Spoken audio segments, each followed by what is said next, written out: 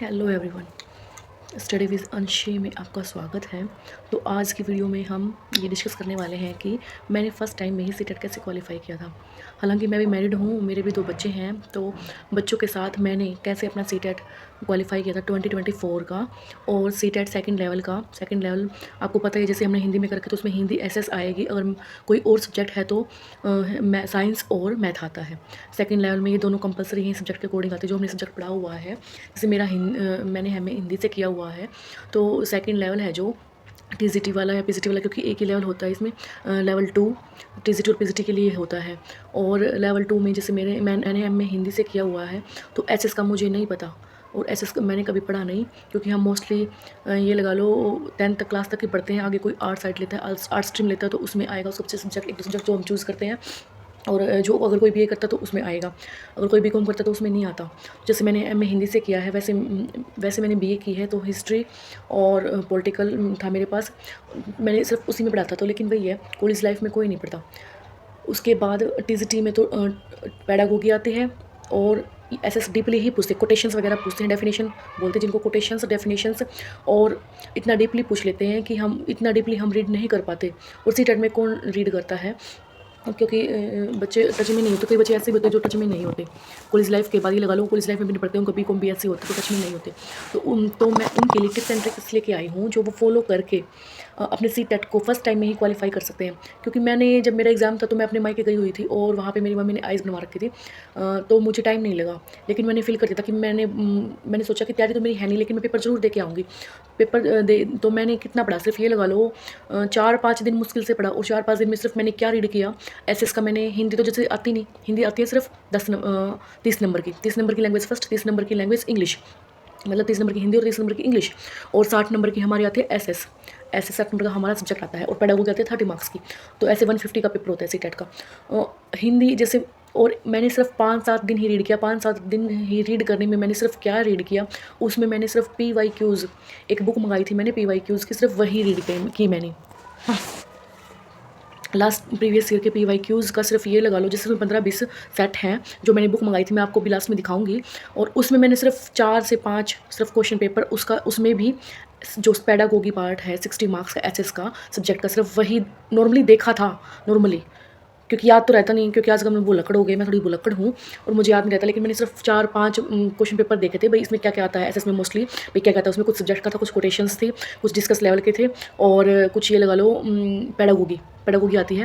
लेकिन पेपर में मेरे साथ क्या हुआ, मैं ऐसे ही गई थी 4-5 दिन की तैयारी के साथ, क्योंकि वैसे नॉर्मली हम टच में तो रहते हैं, पेडागोगी तो मोस्टली थोड़ा बहुत हमें आता ही है। हिंदी इंग्लिश हम कर लेते हैं, क्योंकि हर एक एग्जाम में आता ही है। और उसके बाद इंग्लिश हिंदी पेडागोगी ये सब कर लेते हैं। लेकिन टीजीटी में 60 नंबर की सब्जेक्ट आएगी, एसएस आएगी, उसका हमें कुछ नहीं आता। अगर थोड़ा बहुत भी आता है तो थोड़ा बहुत ही आता है, ज़्यादा नहीं आता। 4-5 दिन में हम क्या कर पाते हैं। तो ये मेरा सर्दियों में हुआ था, गर्मियों में हुआ था, और 4-5 दिन में मैंने देख लो क्या क्या होगा, सिर्फ ये रिवील करके गई थी। और बच्चे भी हैं मेरे साथ, घर का काम भी होता है, और गर्मी की छुट्टियाँ थी तब उस टाइम पे जून में।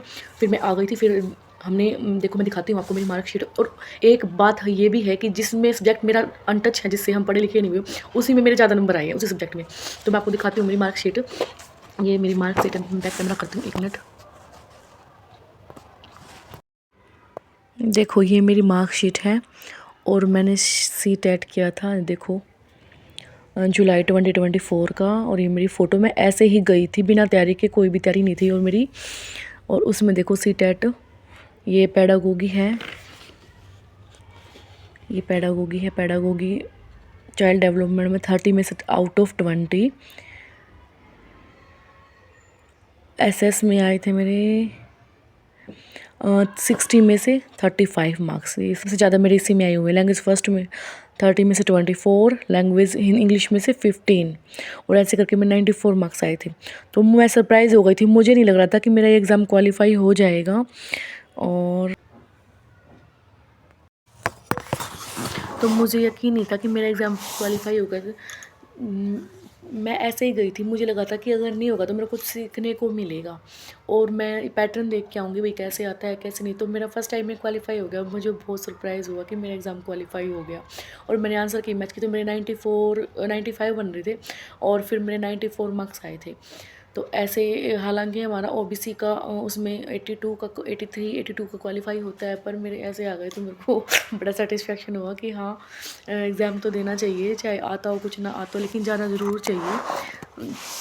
तो अभी मैं आपको बताऊंगी कि मैंने इंग्लिश पार्ट में तो टाइम नहीं होने से लास्ट के 5 मिनट में मैंने ऐसे ही गोले भर दिए थे ये बुक है बिना देखे।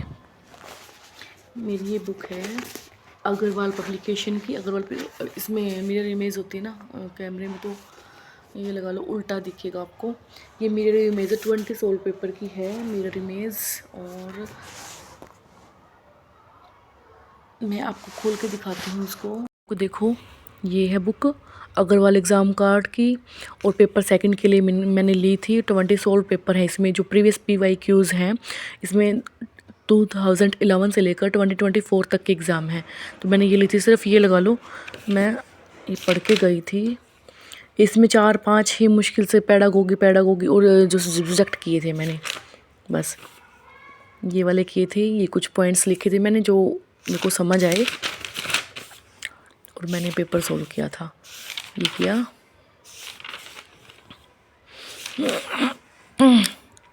ये इंग्लिश का पार्ट, हिंदी का एक तो देखा। मुझे इस बुक की ये बात अच्छी लगी कि इसमें है ना उस डिटेल्स दे रखी है, एक क्वेश्चन की डिटेल दे रखी है। और जैसे मैंने कई वीडियोस देखी तो उसमें मैंने देखा कि कौन सी बुक अच्छी है, तो उसमें मैंने ये बुक मंगाई। मेरे को ये बुक बहुत बेस्ट लगी क्योंकि इसमें क्वेश्चन के साथ डिटेल्स भी दे रखी है PYQs की, और उसमें मैं एक्स्ट्रा देखो, ये एक्स्ट्रा पॉइंट्स है जो मैंने अंडरलाइन भी किए हुए हैं, और एक्स्ट्रा पॉइंट्स भी हमें समझने को मिलते हैं। ठीक है, तो मुझे ये बुक इतनी अच्छी लगी, तो मैं आपको यही सजेस्ट करूँगी कि आप भी ये देखो। जैसे पैडागोगी है, पैडागोगी का हर एक पॉइंट्स है, पैडागोगी का हर एक पॉइंट दिखा रखा है इसमें, और इसमें सारा दे रखा है। अगर एक बात है, एक बात की 4 बात बता रखी है एक्स्ट्रा। समालोचनात्मक है, इंग्लिश वगैरह हिंदी वगैरह इसमें है सारा। ठीक है, बता रखा है मैंने, और कुछ भी नहीं किया। ना मेरे पास कोई NCERT नोट्स, ना मैंने कोई SS पढ़ी, ना कोई मैंने सिर्फ 4-5 PYQs पढ़ के गई थी और मेरा एग्ज़ाम क्वालिफाई हो गया था। और उसमें जैसे एक और चीज़ और सजेस्ट करूँगी, सेकंड टिप्स। फर्स्ट टिप्स तो ये है PYQs पे फोकस करो। PYQs जितनी बार 2 टाइम्स 3 टाइम्स 4 टाइम्स जितनी बार भी आप करोगे आपके माइंड में सेट होंगे। आप उसको एनालाइज़ करो, एनालाइज़ करके आप देखोगे कि उसमें क्या है, चाहे हमारा सब्जेक्ट है या नहीं है।